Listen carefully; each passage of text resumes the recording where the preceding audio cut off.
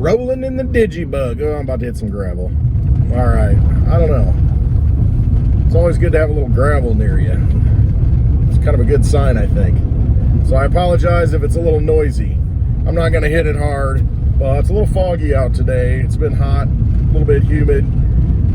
First day of school, so I just dropped my daughter off. I got the dog in the car here with me, and just started thinking about, this is the time. You usually have a lull, kind of the doldrums of summer when the markets don't do a whole lot, and people go on vacation, Wall Street leaves, all the big investors, they're out, doing their thing in the summer. But as you get back into August, school starts, you get back into the routines, and things get back to normal, to where, everybody's back in their seats. All right, the aces are back in their places. And that's why you always have something happen in September and October, because everybody's ready to go. Hey, crash is on. We're ready to pull the trigger, pull the pin. Mayday, mayday, mayday. The cockpit's, bail out of the cockpit. Everybody knows what's coming, or at least the insiders know what's coming. It just seems like, if you look back at history, September, October are always kind of the rug pull months. Those are the months when some economic issues happen. Now, I don't know if it's going to be in the silver market. I don't know if it's going to be in the stock market. I don't know if it's in the crypto market.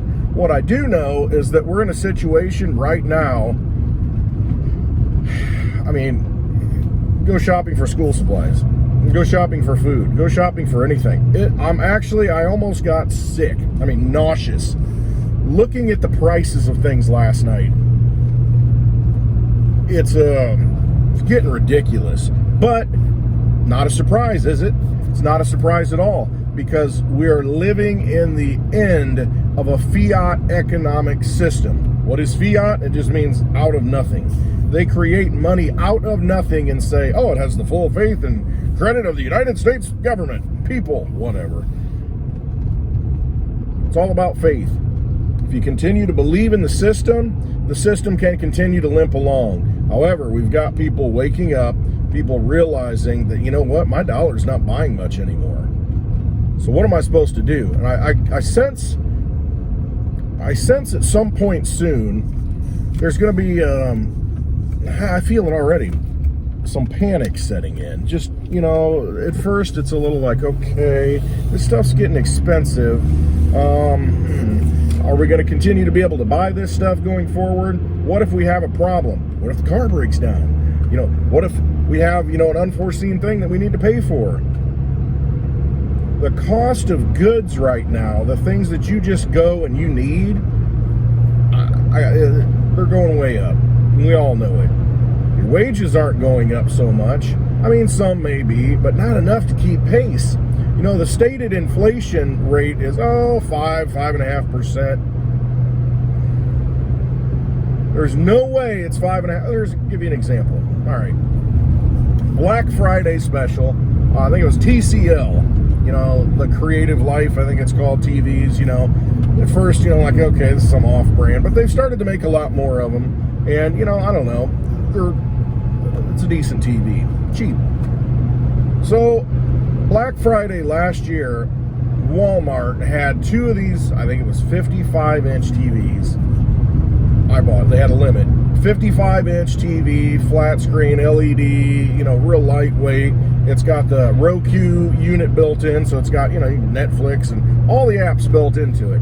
$148 each.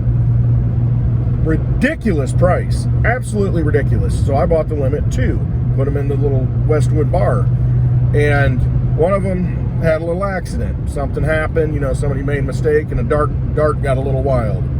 And, so it punctured the screen, and so there's a big wide line up the screen. It's ruined. All right.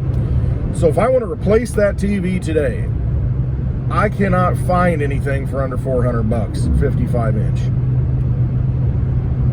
$158. Now, granted, it was a Black Friday special. They could have been losing money on it. I don't know. Doesn't matter. I can't even come close to replacing that TV. Can't even come close. So I'm not going to. It's too much money. I can't justify it. The only reason I got two of them because it was so cheap. I'm not going to do it. So the cost of those things coming from overseas, coming from Asia primarily, and supposedly there's a shortage of containers, getting back to Asia, coming back, it's really expensive to one of those big shipping containers to pay for one of those to ship goods. So you've got kind of a breakdown there, ports are full and can't handle it. I don't know. Supply chain issue, once again. The cost of things is so much that if you have it, used vehicles, for instance, if you have something that runs, you know what? You're in pretty good shape. Because if you go out and try and replace it, you might think, oh, well, this guy's going to give me X amount of dollars for my car. That's worth more than, a lot more than I paid for it, my used car. Somebody's going to pay me $5,000 for the Digibug. No, it's not worth $5,000. But, and that's what I'm saying, if I sold it, what am I going to replace it with? That's the problem that we're running into now. What are you going to replace it with? Roll the window down, I can sit here for a little bit longer. Because the cost, the purchasing power of your dollars now, your Federal Reserve notes, have gone down so much. So if you don't have it right now, is it going to get any better later? I don't think it is.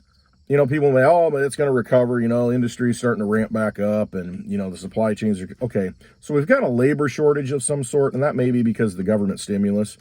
They'll probably come out and do more stimulus, but let's say they don't. It all runs out. The extra unemployment benefits that are stacked onto the current unemployment benefits, say that all runs out. And people start saying, you know what? It makes more sense to go work now. I was making more on unemployment, but now it makes more sense to go back to work. Okay, so you're going to have people maybe coming back into the workforce. Because everywhere I look, people are hiring. And my oldest daughter, she walked in and hired on the spot at somewhere. And, it's there's plenty of places hiring. The question is, do you want to work there? And the other question is, does it even pay enough money to survive? Now, we've had, a lot of states say minimum wage, push minimum wage up, vote minimum wage up. Let's make it $15 an hour. And that's fine, and I get it. I totally get it, that, people can't survive on the wages. So we're just a nation of part-time jobs, workers. That's what we're becoming, and it doesn't pay the bills. It's not enough to keep up with all the costs of everything else you need. So you're kind of in a bad situation. So you think, well, why the frick am I even going to go to work if I can just get benefits? Because by the time I drive there, by the time, the expenses and I got to eat somewhere, I do all that and do the math on it, the time I'm taxed on it, you know what? I'm not making enough to survive. So what's the frickin' point? And I think maybe that's the slogan that, or the mantra, now the saying of the age, the zeitgeist, it's what's the frickin' point? That's the new thing. I'm going to start saying, what's the frickin' point? That's our new slogan. But I think that a lot of people are looking at it that way, and it's starting to hit home. And when I say there's that sense of, not sense of panic, that anxiety building, that the cost of these things are not coming down. Things are not recovering. Something's broken. And it's broken in so many different ways in the food supply chains, in the plastics, in the cars, in the chipsets, so many different things that, it's just not working for whatever reason. Could be labor, could be this or that. I don't think it's going to get any better, though. And the reason why is you've got people, entities out there mandating that you got to get the prick or you can't work.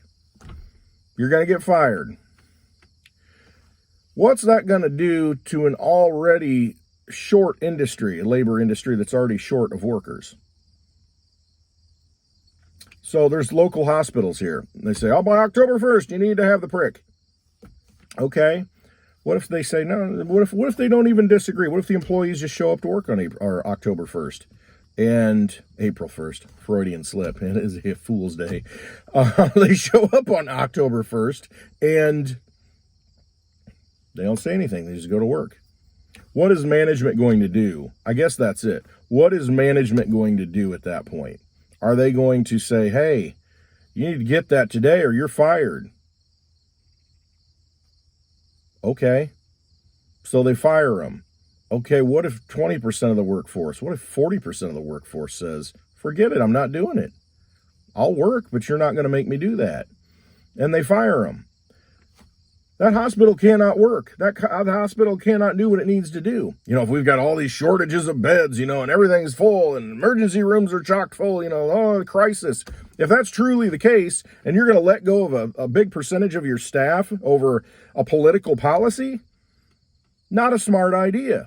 What do you think that's going to do to that whole business model? They're probably nonprofit anyway, so what business, what? But I don't know. Other industries, state governments, different entities that are requiring and mandating that you get pricked.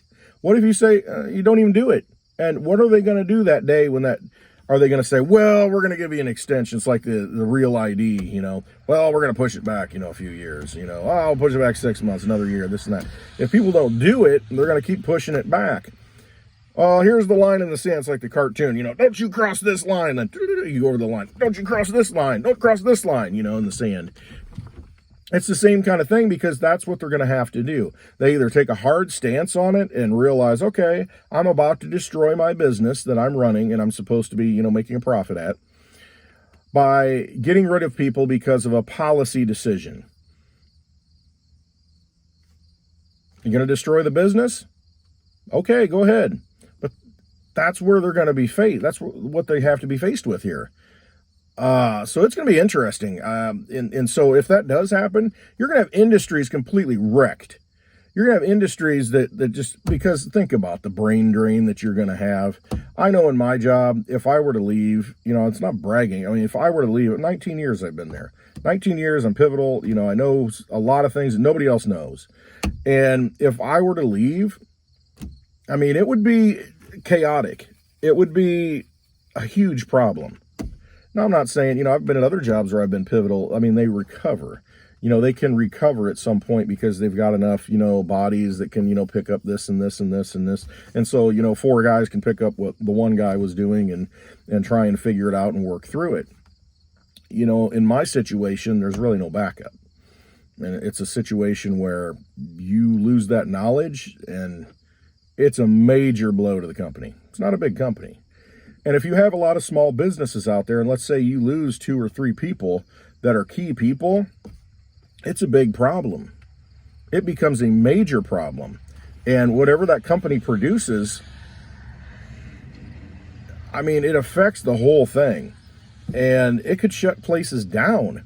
I mean, just by 1 or 2 people leaving in some of these small businesses because they can't replace them, first of all. And they've lost all that knowledge. So to recover from that, how much effort and how many resources are they going to have to pay to try and get back up to the level? I think you're going to see a lot more of that. And you're going to see people just say, forget it, I'm done. I'm going to go do something else. I'm going to do something I enjoy. I don't care if I make half what I make now. Who cares? I'm just going to change my lifestyle. Because you're forcing people to do things that don't make them happy. And when people aren't happy, they're not going to do things for you. They're going to say, forget it, I'm done. And you're pushing people to that point. So I just don't see it looking good, unless we have some major upheaval and some major reset, and not the great reset like they're trying to foist upon us, this 2030 agenda and all this garbage. Not that kind of thing. No, I mean, we need a reset of the economic system. And I don't know if there's an easy way to do that. I mean, the hope that I've seen, because I've never been I always thought it was going to collapse. They got to pull the pin. They got to let the whole thing collapse. People starving, and it is what it is until you recover. Like you do Weimar Germany kind of crap. Money doesn't buy anything, and hopefully you get a piece of bread for the day.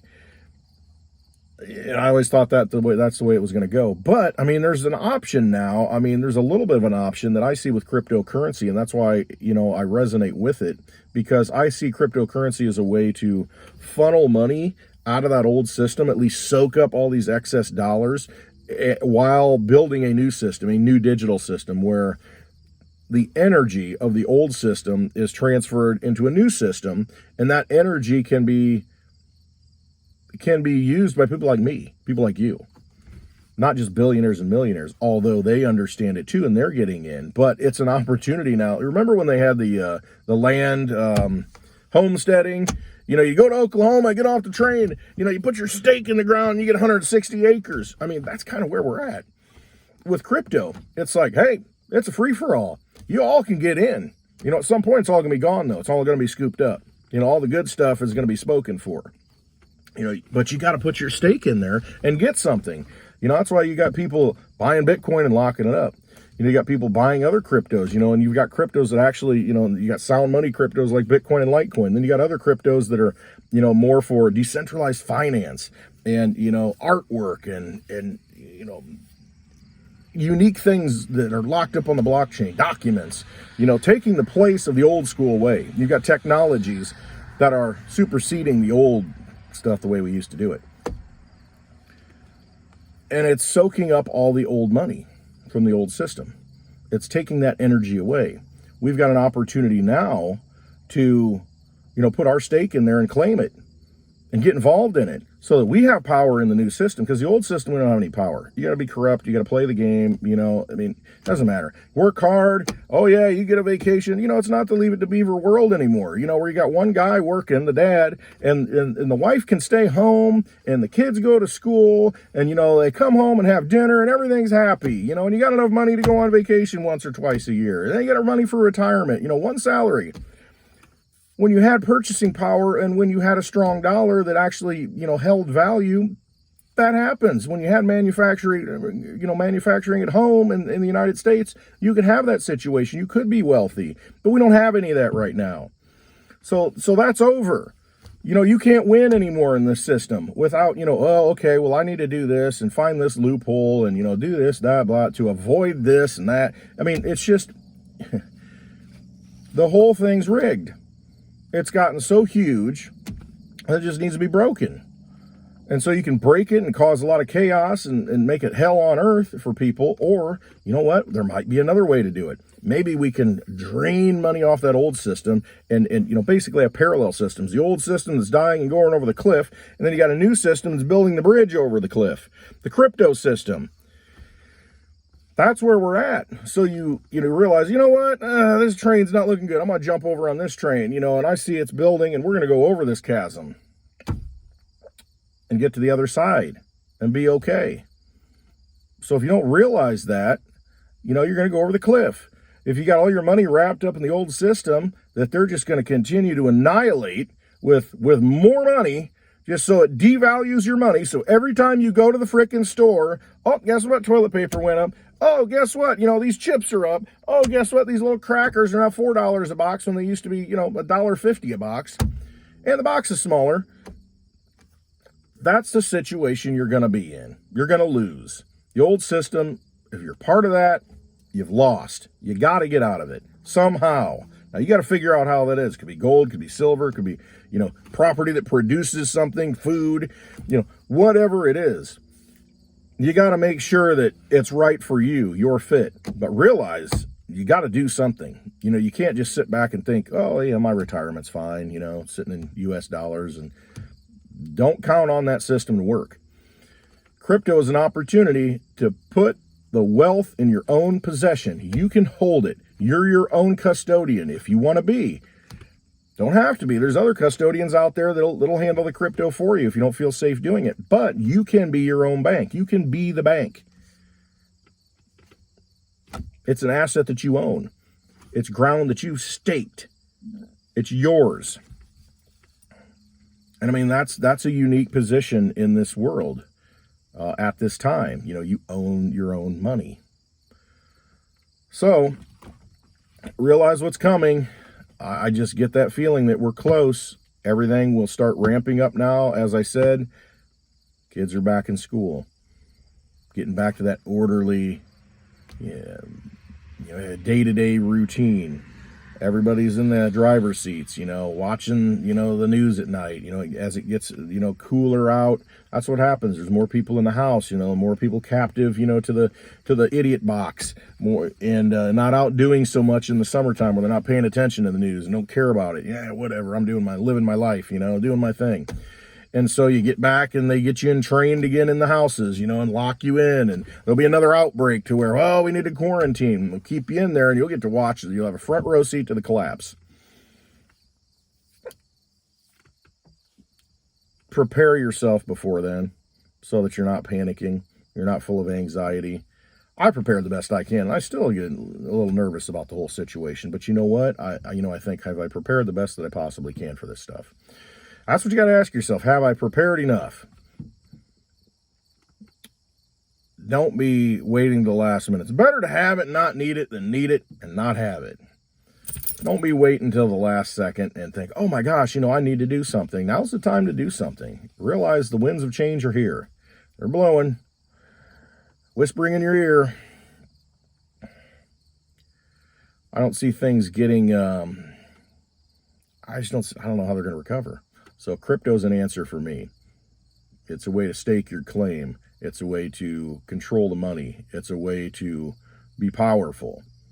When they don't want you to be powerful. In the old system, you can't be. This system, you can be.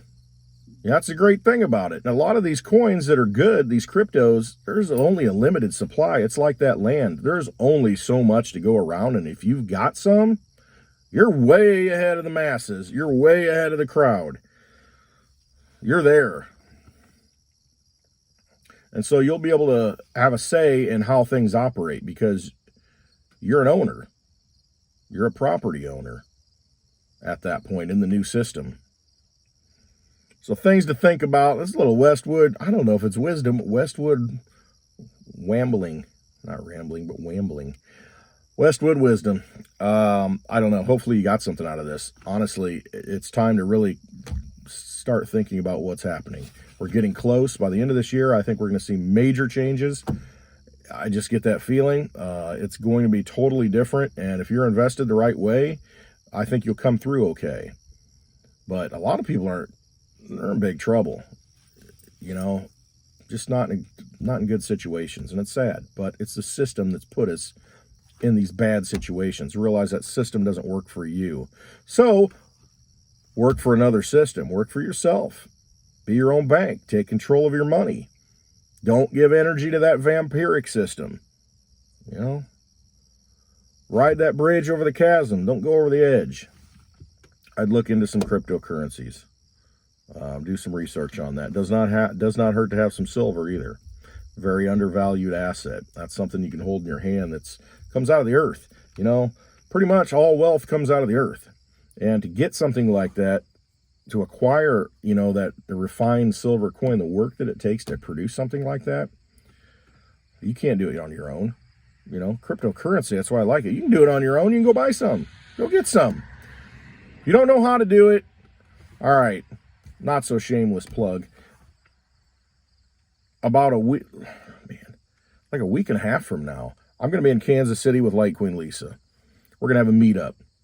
August 27th. It's in Olathe, just south of Kansas City, Olathe, Kansas. And check my website, clintwestwood.net. Got all the details there. That's the first event of the happy hour tour that we're doing. We're going to do one every month till the end of the year. Right in the middle of this crap storm. Love it. But people need to know. There are people out there who don't know how to get into crypto. There are people out there that think they're alone. There are people out there that think, well, I think this way, and, I think these things are happening, and nobody pays attention to me. They think I'm crazy. You know what? Come to this meetup. You're going to find a lot of like-minded people and realize, you know what? You're not nuts. You're not this lone voice in the wilderness. August 27th, Olathe, Kansas. The next day, it's in Overland Park, which is right near there, right outside of Kansas City.